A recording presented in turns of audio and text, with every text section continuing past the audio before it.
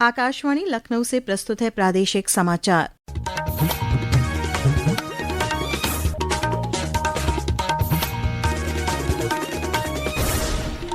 मुख्य समाचार। मुख्यमंत्री योगी आदित्यनाथ ने आज गोरखपुर में 3 दिवसीय विकास उत्सव का किया शुभारंभ। कहा, बीते 8 साल में हर क्षेत्र में अग्रणी राज्य बनकर उभरा है उत्तर प्रदेश। केंद्रीय मंत्री डॉक्टर मनसुख मांडविया ने प्रदेश के 15 अन्य जिलों को कर्मचारी राज्य बीमा योजना में शामिल करने की घोषणा की। इस कदम से 30 लाख लोग होंगे लाभान्वित। दिल्ली हाईकोर्ट के जस्टिस यशवंत वर्मा को इलाहाबाद उच्च न्यायालय भेजे जाने का अधिवक्ताओं ने किया विरोध। इलाहाबाद हाईकोर्ट में अनिश्चितकालीन हड़ताल शुरू। और वाराणसी में गंगा के घाटों पर किसी भी प्रकार के कार्यक्रम से पहले लेनी होगी नगर निगम से अनुमति। स्मार्ट काशी मोबाइल ऐप से कर सकेंगे ऑनलाइन बुकिंग।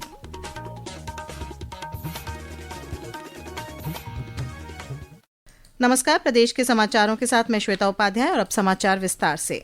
मुख्यमंत्री योगी आदित्यनाथ ने आज गोरखपुर में 3 दिवसीय विकास उत्सव का शुभारंभ किया। कार्यक्रम को संबोधित करते हुए मुख्यमंत्री ने कहा कि प्रदेश 8 साल की विकास यात्रा में हर क्षेत्र में अग्रणी राज्य बनकर उभरा है। उन्होंने कहा कि प्रधानमंत्री नरेंद्र मोदी के सबका साथ सबका विकास के मंत्र पर अमल कर आज नए भारत का नया उत्तर प्रदेश अपनी चमक बिखेर रहा है। प्रधानमंत्री जी ने जो मंत्र दिया था सबका साथ और सबके विकास का, उसे जीवन का व्रत मान करके, संकल्प मान करके हम लोगों ने कार्य किया तो उत्कर्ष के 8 वर्ष उत्तर प्रदेश को देखने को मिले हैं। उत्कर्ष के 8 वर्ष हैं जिसमें हर एक क्षेत्र में, क्या किसान कल्याण के क्षेत्र की बात हो, चाहे वह युवाओं के उत्थान की बात हो, चाहे वो महिलाओं के सशक्तिकरण का कार्य हो, इस शानदार यात्रा में उत्तर प्रदेश वासियों ने पग पग पर डबल इंजन सरकार का साथ दिया। मुख्यमंत्री ने कहा कि आज डबल इंजन की सरकार विकास के साथ विरासत का संरक्षण भी कर रही है। उन्होंने कहा कि देश के विकास में बैरियर माना जाने वाला उत्तर प्रदेश आज विकास का ब्रेक थ्रू बना है। जो उत्तर प्रदेश पहले बीमारू राज्य माना जाता था, आज देश की अर्थव्यवस्था का ग्रोथ इंजन बनकर के उभरा है। जो उत्तर प्रदेश देश के अंदर हर एक क्षेत्र में बैरियर माना जाता था, आज वो देश के अंदर एक ब्रेक थ्रू बनकर के विकास की योजनाओं को आगे बढ़ाने वाला राज्य माना जाता है। आज लोग मानते हैं कि उत्तर प्रदेश लीड करेगा तो सारे राज्य लीड करने लग जाएगा। आज वो यहां पर देखने को मिल रहा है। कार्यक्रम के दौरान मुख्यमंत्री ने विभिन्न कल्याणकारी योजनाओं के लाभार्थियों को उपकरण और प्रमाण पत्र देकर उन्हें सम्मानित किया। उन्होंने दिव्यांगजन को यंत्र, उपकरण, युवाओं को टैबलेट, पात्रों को आयुष्मान कार्ड, युवाओं को सीएम युवा योजना के तहत ऋण का वितरण किया। उत्तर प्रदेश में भाजपा सरकार के 8 वर्ष पूरे होने पर आज प्रदेश भर में 3 दिवसीय विकास उत्सव की शुरुआत हो गई है। इसी क्रम में उप मुख्यमंत्री केशव प्रसाद मौर्य ने आज वाराणसी में प्रदेश सरकार की उपलब्धियों के बारे में बताया। मीडिया से बातचीत में उन्होंने कहा कि बीते 8 वर्षों की सबसे बड़ी उपलब्धि सुशासन और विकास है। भ्रष्टाचार मुक्त भारत और भ्रष्टाचार मुक्त उत्तर प्रदेश बनाने की दिशा में बड़ा काम हुआ। वो भर्तियों से लेकर के डीबीटी के माध्यम से भुगतानों को लेकर के अन्य सभी क्षेत्रों में हम लोगों ने आधार लिंक सारी योजनाओं को करने का प्रयास किया है। जैम पोर्टल के माध्यम से जो खरीद का काम है उसमें भी उत्तर प्रदेश ने प्रथम अपना स्थान अर्जित किया है। हम हर क्षेत्र में आगे बढ़ते जा रहे हैं। प्रदेश के उच्च शिक्षा मंत्री योगेंद्र उपाध्याय ने कानपुर में प्रेस वार्ता कर जनहित में किए गए सरकार के कामकाज का ब्यौरा पेश किया। उन्होंने कहा कि मुख्यमंत्री योगी के नेतृत्व में सरकार ने हर वर्ग के लिए काम किया है। इस सरकार के शासनकाल में गांव, गरीब और किसान, बेरोजगार नौजवान, महिलाओं का सम्मान, शिक्षा का उत्थान, आम व्यक्ति का स्वाभिमान और उद्योग को नई पहचान देने का एक अनूठा कार्य इस कार्यकाल में पूरा हुआ है। प्रदेश के कैबिनेट मंत्री सुरेश कुमार खन्ना ने आज शाहजहांपुर में सरकार के कामकाज को जनता के सामने रखा। उन्होंने कहा कि भाजपा सरकार ने कानून व्यवस्था, रोजगार और विकास के नए प्रतिमान स्थापित किए हैं।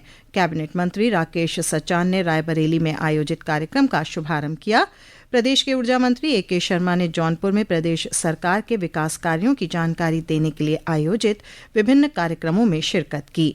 मऊ में खेल एवं युवा कल्याण मंत्री गिरीश चंद्र यादव ने 3 दिवसीय कार्यक्रम का शुभारंभ किया। इस दौरान उन्होंने विभिन्न विभागों द्वारा लगाई गई प्रदर्शनी का अवलोकन और विभिन्न विकास कार्यों का लोकार्पण व शिलान्यास भी किया। राज्य मंत्री दिनेश प्रताप सिंह ने कुशीनगर में सेवा, सुरक्षा व सुशासन थीम पर आयोजित प्रदर्शनी और 3 दिवसीय मेले का उद्घाटन किया।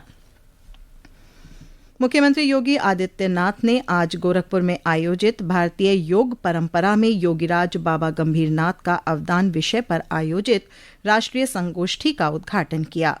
कार्यक्रम को संबोधित करते हुए उन्होंने कहा कि दुनिया भर में भारत की पहचान एक आध्यात्मिक देश के रूप में है। यहाँ के ज्ञान और परंपराओं से युवा पीढ़ी को जुड़ना चाहिए। उन्होंने कहा कि प्रधानमंत्री नरेंद्र मोदी ने भी यही मंत्र दिया है कि विरासत को विकास के साथ जोड़ेंगे तो वह हमारे सतत विकास का माध्यम बनेगा। ये समाचार आप आकाशवाणी लखनऊ से सुन रहे हैं। ताज़ा समाचार जानने के लिए आप हमारी वेबसाइट newsonair.gov.in पर लॉगिन कर सकते हैं। इसके साथ ही आप प्रादेशिक समाचारों का ये बुलेटिन हमारे यूट्यूब चैनल पर भी सुन सकते हैं। केंद्रीय श्रम एवं रोजगार मंत्री डॉक्टर मनसुख मांडविया ने आज कर्मचारी राज्य बीमा निगम द्वारा उत्तर प्रदेश के 15 अतिरिक्त जिलों को कर्मचारी राज्य बीमा योजना के अंतर्गत शामिल करने की घोषणा की। उन्होंने कहा कि इस अधिसूचना के साथ उत्तर प्रदेश के 74 जिले अब पूरी तरह से ESI योजना के तहत आ गए हैं। इस कदम से लगभग 30 लाख बीमित व्यक्तियों और करीब 1 करोड़ 16 लाख लोगों को लाभ मिलेगा। नए अधिसूचित जिलों में अम्बेडकर नगर, औरैया, बहराइच, गोंडा, हमीरपुर, जालौन, कन्नौज, महाराजगंज, महोबा, पीलीभीत, सिद्धार्थनगर, शामली, प्रतापगढ़, कासगंज और श्रावस्ती शामिल हैं। दिल्ली हाईकोर्ट के जस्टिस यशवंत वर्मा मामले में सुप्रीम कोर्ट ने यशवंत वर्मा का इलाहाबाद हाईकोर्ट में स्थानांतरण कर दिया है। इसके विरोध में आज से इलाहाबाद हाईकोर्ट के अधिवक्ता अनिश्चितकालीन हड़ताल पर चले गए हैं। उनका कहना है कि जब तक आदेश वापस नहीं होगा तब तक हड़ताल जारी रहेगी। इससे पहले कल इलाहाबाद हाईकोर्ट बार एसोसिएशन ने आपातकालीन बैठक की थी और इस फैसले पर विरोध जताया था। गर्मी में जंगलों में आग की घटनाओं पर लगाम लगाने के लिए वन विभाग ने मुख्यालय से लेकर मंडल स्तर तक कुल 115 अग्नि नियंत्रण सेल स्थापित किए हैं। इनमें 3 शिफ्ट में कर्मचारी 24 घंटे तैनात रहेंगे। अग्नि नियंत्रण सेल मुख्यालय के नोडल अफसर पीपी सिंह ने बताया कि आमजन की सुविधा के लिए मुख्यालय स्तर पर हेल्पलाइन नंबर भी जारी किया गया है। अग्नि रक्षक के रूप में स्थानीय ग्रामीणों की तैनाती करके अग्नि नियंत्रण में सहयोग लेने का भी आग्रह किया जा रहा है। केंद्रीय सूचना एवं प्रसारण मंत्रालय की ओर से 1 से 4 मई तक विश्व ऑडियो विजुअल और मनोरंजन शिखर सम्मेलन वेव्स मुंबई में आयोजित किया जाएगा। भारत को एक वैश्विक रचनात्मक शक्ति के रूप में स्थापित करने की दृष्टि से आयोजित वेव्स का उद्देश्य विश्व मंच पर रचनात्मकता और नवाचार के नए मानक स्थापित करना है। शिखर सम्मेलन भारत की रचनात्मक शक्ति को बढ़ाएगा और तकनीकी नवाचार के केंद्र के रूप में इसकी स्थिति को मजबूत करेगा। इसके दायरे में print media, television, radio, film, animation, visual effects, gaming, comics, ध्वनि और संगीत, विज्ञापन, digital media, social media platform, generative AI इत्यादि जैसे क्षेत्र शामिल हैं। वाराणसी में गंगा के घाटों पर अब किसी भी प्रकार के धार्मिक, सामाजिक या दूसरे कार्यक्रमों के लिए नगर निगम से अनुमति लेनी होगी। स्मार्ट काशी मोबाइल ऐप पर जाकर ऑनलाइन बुकिंग कराई जा सकती है। नगर निगम के जनसंपर्क अधिकारी ने बताया कि आयोजकों को कार्यक्रम से 15 दिन पहले आवेदन करना होगा। स्मार्ट काशी मोबाइल ऐप के माध्यम से ही आयोजकों को घाट पर चयनित स्थल के फोटोग्राफ, आयोजनकर्ता के आधार का फोटो आदि विवरण अपलोड करने और निर्धारित शुल्क 880 रुपये प्रति वर्ग मीटर के हिसाब से भुगतान करना होगा। संबंधित जोनल अधिकारी के परीक्षण और आख्या के आधार पर स्थल बुकिंग की अनुमति प्रभारी अधिकारी राजस्व के स्तर से जारी की जाएगी, जिसे आयोजनकर्ता अपने मोबाइल ऐप के माध्यम से डाउनलोड कर सकेंगे। IPL 5वां मुकाबला आज गुजरात टाइटंस और पंजाब किंग्स के बीच होगा। ये मैच अहमदाबाद के नरेंद्र मोदी स्टेडियम में शाम 7:30 बजे से शुरू होगा।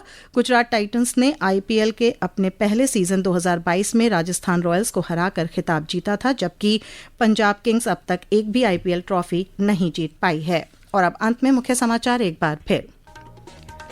मुख्यमंत्री योगी आदित्यनाथ ने आज गोरखपुर में 3 दिवसीय विकास उत्सव का किया शुभारंभ। कहा, बीते 8 साल में हर क्षेत्र में अग्रणी राज्य बनकर उभरा है उत्तर प्रदेश। केंद्रीय मंत्री डॉक्टर मनसुख मांडविया ने प्रदेश के 15 अन्य जिलों को कर्मचारी राज्य बीमा योजना में शामिल करने की घोषणा की। इस कदम से 30 लाख लोग होंगे लाभान्वित। दिल्ली हाईकोर्ट के जस्टिस यशवंत वर्मा को इलाहाबाद उच्च न्यायालय भेजे जाने का अधिवक्ताओं ने किया विरोध। इलाहाबाद हाईकोर्ट में अनिश्चितकालीन हड़ताल शुरू। और वाराणसी में गंगा के घाटों पर किसी भी प्रकार के कार्यक्रम से पहले लेनी होगी नगर निगम से अनुमति। स्मार्ट काशी मोबाइल ऐप से कर सकेंगे ऑनलाइन बुकिंग। इसी के साथ प्रादेशिक समाचारों का ये बुलेटिन समाप्त हुआ।